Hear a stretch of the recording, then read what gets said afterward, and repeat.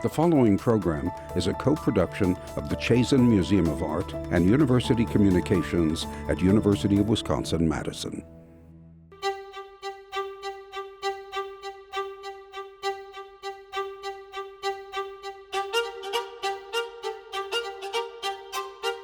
Through here, into the lobby. This is a lot of effort. So they're going up in this slot. Yes. That's right. So they're going This is a very big undertaking.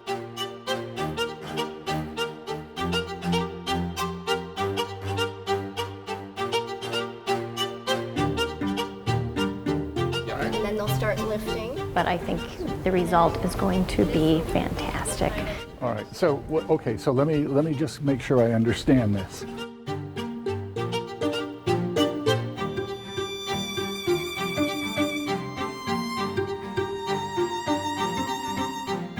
Actually, it is 4 large pieces, but the largest component is 27 feet long. Okay. Our director, Russell Penchenko, has a really wonderful vision.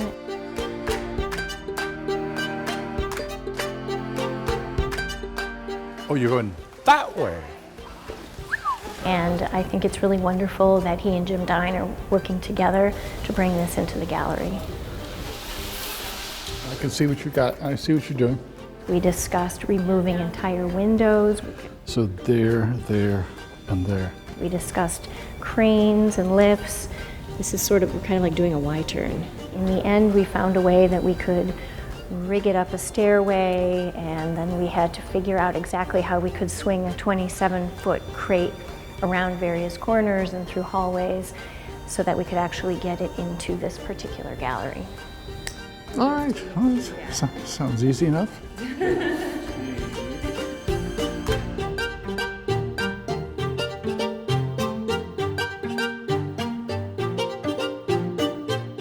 The way this project came about is Jim Dine had done a series of wonderful drawings based on the ancient Greek and Roman sculpture at the Glyptothek in Munich.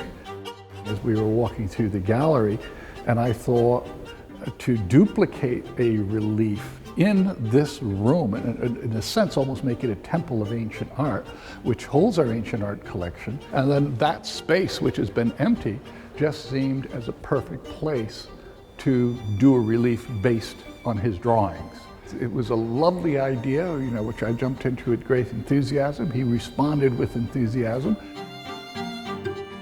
It was created just for the Chazen Museum of Art, and the way it will match up with these wonderful ancient works in this gallery, I think it'll just be a really memorable piece that I think that visitors will cherish for years.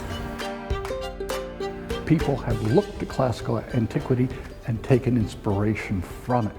And so what intrigues me here is, here's Jim Dine, a man really one of the top American artists of his day, taking inspiration from antiquity, and then we're bringing that inspiration back and combining it with the source of inspiration.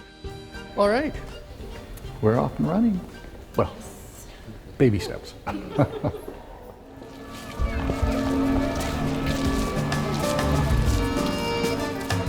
We're in Paris, France. And the reason we're in Paris is Jim Dine has a studio in Paris, and the work is so large that none of his other studios can deal with it. Yeah, coming to Europe, especially a place like Paris, Germany, Spain, these have been part of his life and his creativity. The atmosphere of the city is very important to him. It's very much become part of him and part of his experience. Let's face it, this man is an icon of American art, and he has been for several decades, and suddenly to have access to Jim Dine and have the opportunity to bring a major piece that fits into an intellectual concept to our campus and have it on the campus for the future, that's quite a coup for us. So, my job as a museum director is, we want it, we believe in it, I think this is important, how do I make it happen? And so that's what we set off to do. The fourth one I'm about to begin. And Russell, if you want to, you can come up with me. But I'm going to start, and we see what happens. This morning, I'm going to draw from one of the first classical figures I ever did. Given the scale of the commission and the importance of the commission, Like I said, this is just the beginning. you don't just say, well, okay, surprise me, let it show up in Madison when you're done. Oh yeah. So I have to come up periodically and take a look and check out where we are, how it's progressing. And of course, Dine himself wants that response. You know, it's all about relating to the next thing I do. You know, so I'm trying to get this in so I can do another one that speaks to that, and also this that will speak to that across the room. So if you realize now, I mean, even though they're not put together, we're seeing what we're going to have. I can just imagine when we're finally brought together. Yes. That is really going to be a powerful, powerful I hope so. group. Oh, I have no doubt, Jim. I'm thrilled with this. The continual drawing. I mean, my whole life has been based on drawing. And I feel that it's the clearest way to speak, drawing. And that's charcoal that you're using. I'm using charcoal over pastel right now. Right. After you leave, it will probably change as they always do. And I might introduce paint also, some house paint. You know, when I think of classical antiquity, I think of very still images, very, quiet museums, people not speaking, everything having its place and standing very still, sort of from the past. This is from the past, but boy, this is going to explode when it's together. It's almost like, atomic fusion. Suddenly the dynamism and the activity is just going to increase.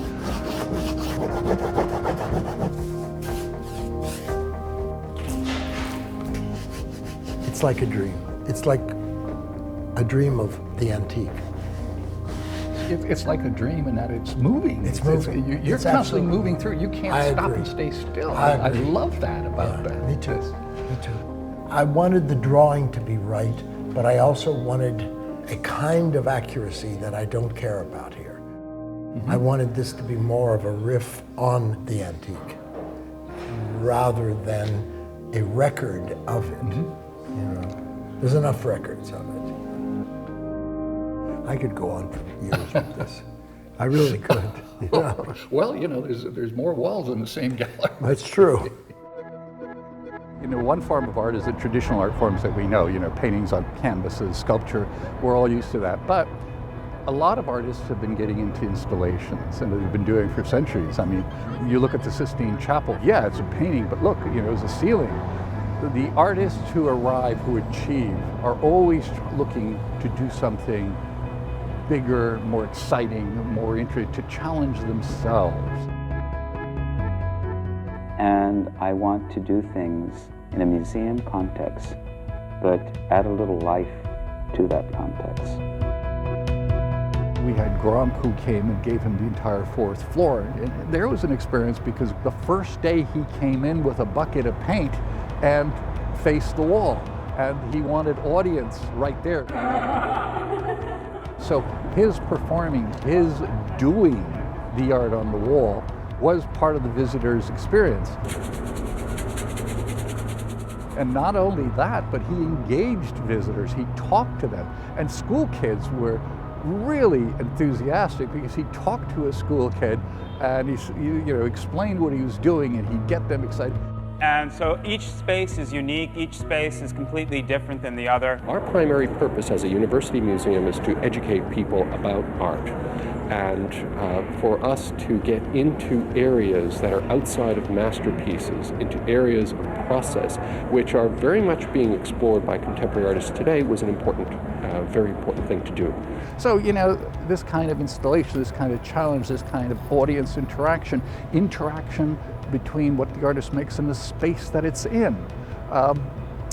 Yeah, it's exciting, and it's very much part of the art world. This is thicker than I thought it would be. My name is Daniel Clark. I work for Jim in Paris. and then you get your bar in there. I'm Jason Treffry. I work for Jim in Walla Walla, Washington. So we're shifting all the crates up this day.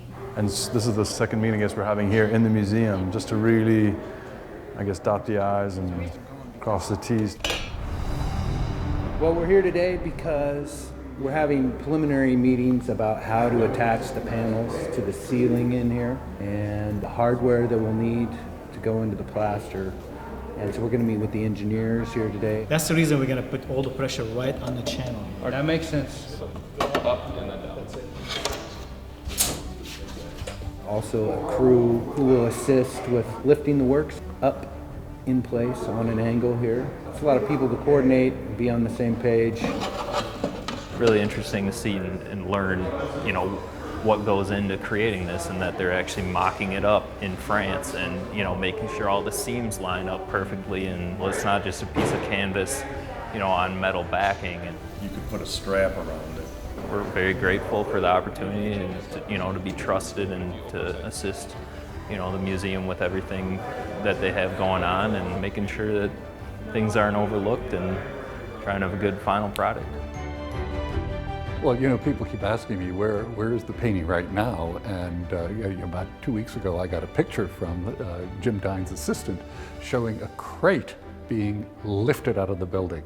And suddenly you see 2 or 3 people lifting it, putting it into a crate, 4 or 5 people manhandling this crate into a lorry. And in fact, there's one of the photographs where they've dragged the crate across the street and they've literally blocked off the entire street in Paris. So you look at that and it brings home the scale of it. I really fell in love with this piece. And I want to tell you, I am so proud of it. And I wasn't it took me 1.5 years to make it. And I was stymied a lot of the time, and it was very hard going because it's a lot of real estate. But it is exactly what I want now, and I'm just delighted. I didn't want to let it out of the studio. And the next time I see it, it will be up. Always when you bring in an artist and you do some kind of a commission, you're taking a chance. So what you do is you cover yourself as best you can by who do you pick, what kind of discussions do you have, and then can you bring yourself around to trust, and if you can, then get out of the way. It's up to the artist. Get out of your way. But his respect for me and for his understanding what I needed and the kind of privacy I needed and the time I needed has just been great, just been fantastic. And it's made all the difference to me. I could relax about it and be tense about my work and not about Russell breathing down my neck. I've never heard of Pete. No, he's great. Yes, we've gotten the expertise, we've gotten the measurements and all the information back and forth across the Atlantic, but you still hold your breath. Well, they're here.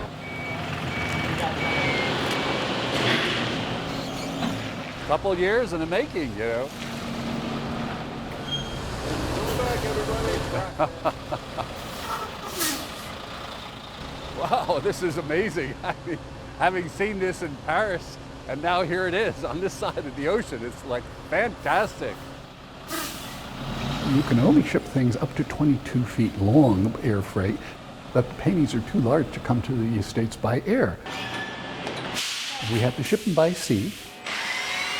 Maybe we want to slide them out, please. 1, 2, 3. We're quite excited that it's here finally. And we're going to be even more excited when we finally unpack those crates. Coming up. This one off to your left side. Now suddenly things are starting to go a little faster, a little faster. There, you guys. Ready? Coming out. Keeping my fingers crossed, I think we've done all due diligence and everybody feels comfortable, all the experts feel comfortable. Yes, this can be done, but then it's the let's do it part. It's one thing to ship them here from Paris. That's actually the easy part. Clear here. The hard part begins when it comes into our doors here. So how do we get it from the loading dock, from being outside of our building in a truck, Going up some more? to actually being inside this gallery. Good. Pretty good? Yeah. 3, 2, 1, go. It was all very carefully measured, and we were able to rig the crates up through a really pretty tight opening in a stairwell here in our lobby. He's inside by a foot, let's just keep going for a while. You okay, JP? Yeah, you're good here, you got a It still seems rather unbelievable that we're doing this. I was really worried about if it really would fit through that narrow opening. I can't believe how big that crate is. I know how long. But it did. Everything seems to be going off without a hitch. And we have them up to the 3rd floor, and now they're just currently taking them off of the gantries so that they can roll them through our galleries into the ancient gallery. This will be a 6 to 8 week process. And I'm not even talking about the week after we unveil the piece, because the week after that, we have to put all the other artwork back to where it was. The panels need to fit in really tightly, and we're just keeping our fingers crossed that they do fit.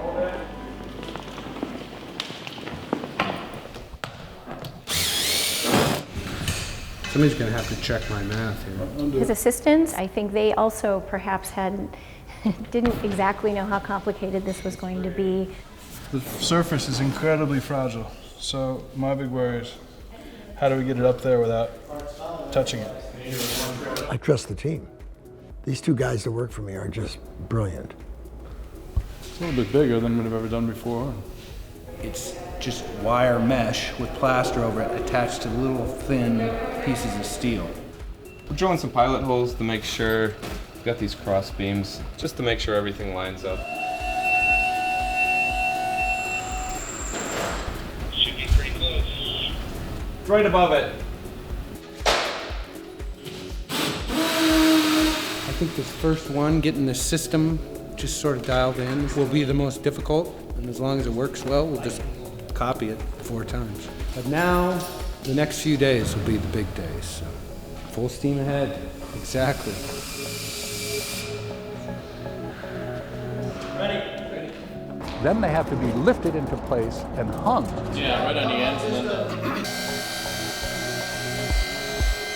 And then exactly how the corners work out.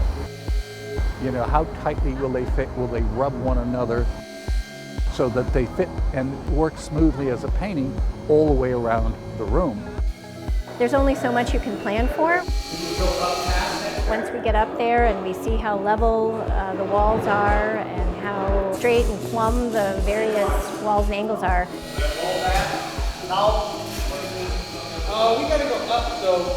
Want a little more? It's looking really good now.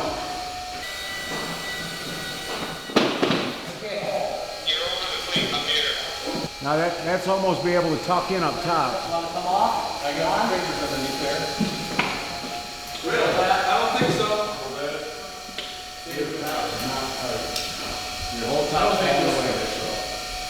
Your whole top's falling away. It needs to come down out of the cliff. The left side's good, that side needs to come down. The middle is just put down, and then the right side is not. It's got to be somewhere that it's good. Cool. That's good. Oh, yep, that feels good.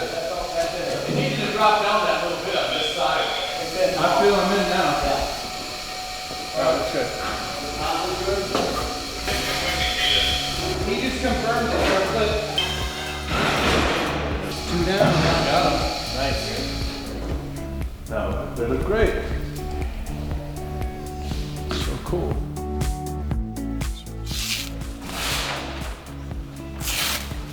Don't tear the wrapping paper. We have to reuse it for the next murals. There's an intensity in this that comes through very, very strongly. Okay, it's gonna come down. Wow. And the dynamism of the 4 of them you know, swinging all the way around.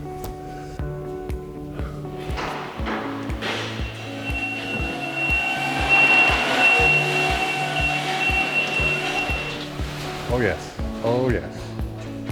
It's definitely worth it. And I like the way he's thrown in a little color, a little yellow, a little blue here and there.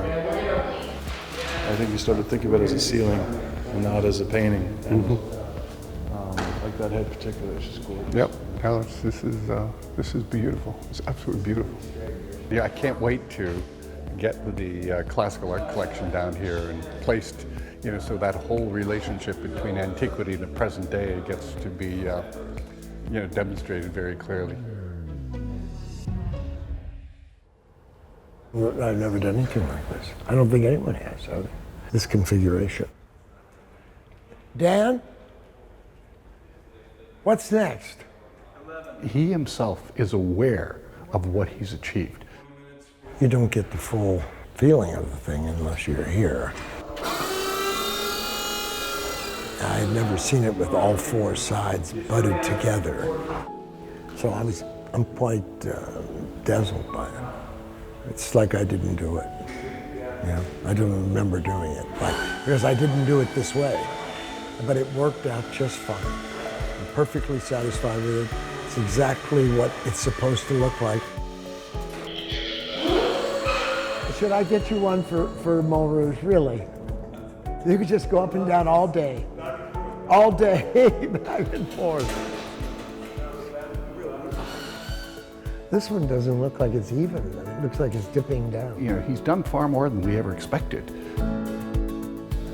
It's fantastic, absolutely fantastic. Wow. I really liked it. I wish you'd find me another gig like this. That was so much fun. The other thing I said to our education person, I said, okay, I've got a challenge for your kids. When you bring school kids or even school teachers, every single one of those heads and one of those figures is an identifiable ancient sculpture. Absolutely. Can you identify? Yeah, well, or how many can you do? Head, you know. Yeah. So, you know, there will be a wonderful thing for people to learn about your art and learn about ancient art at the same time. Well, you know, this installation, I hate to call it this, but in a sense, it's my last hurrah. Okay. There's things that I'd like to do, you know, I've done photography since high school. However, it's sneak a day in here, sneak a weekend there. Yes, bought myself a brand new lens as a retirement present. And just do what I've always wanted to do with a camera. Well, I mean, farewell to Russell. I mean, thanks a lot, Russell. He's leaving us, and what are we supposed to do now? You know what I mean? And I wish him well, of course, but I'm going to see him anyway all the time. He's a friend of mine. And it's been, you know, an exciting 33 years. You know, the new building did not exist at the point. The new building keeps the spaces that we had in here originally and adds the entire new building for museum space. So today, we have approximately 48,000 square feet of gallery space. Very few museums, whether the university or community, can boast that much space for the exhibition of art. So, here we are. So I guess it's home now. Excuse me. Well, good to see you, Tom. Glad you could come. Hello, Paul. People are going to start getting lit. Hey. Happy Jim Dine and everybody here. We do. Now, if I only get the artists here, we can get the ball rolling. When you see this thing upstairs, this is really, really special. Yeah, but I'm waiting for Jim to get here. Sorry if I'm a little antsy. Hey. Hello, hello. Jim? We're going to do something a little bit different. I will introduce my dean. My dean will introduce you, and then you, he, and I will be given scissors. We cut the ribbon and tell people to go. So come on up. And it's my pleasure to welcome you to this reception for one of the really major acquisitions and additions to our collection ever. So Russell, thank you.